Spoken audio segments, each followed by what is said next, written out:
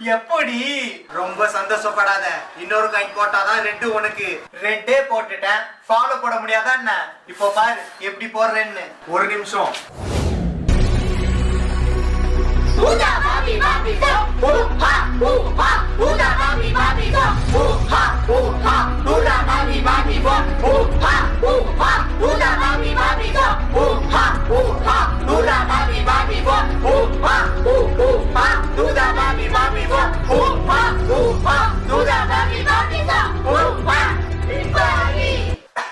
ஆயிடுச்சா?